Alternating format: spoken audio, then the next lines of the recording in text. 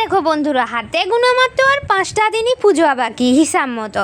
তো আমাদের এখানে দুর্গা মন্দিরে প্যান্ডেলে কাপড় বাঁধা শুরু হয়ে গেছে। আগে তো অনেক আগে আমার বাবা এখানের প্যান্ডেলটা করতো। তো এই বছর একটু ডাক্তারে বলেছে রেস্ট নিতে, তাই এই বছরটা থাক, এই সামনের বছর থেকে আবার কাজে ফিরবে। তো যাই হোক, এইখানে আমি গেছিলাম আজকে বিডিআরে দুর্গা মন্দিরে গিয়েছিলাম দেখতে যে কতদূর কি কাজ বাজ হচ্ছে আর না হচ্ছে। তো যে পরে দেখি কাকুগুলো প্যান্ডেল পিটছে, মানে কাপড় বাঁধছে।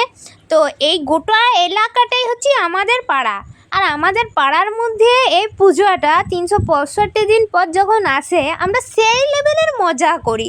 এই মজাটা যাদের পাড়াতে পুজো হয় তারাই একমাত্র বুঝতে পারবে কতটা ভালো লাগে।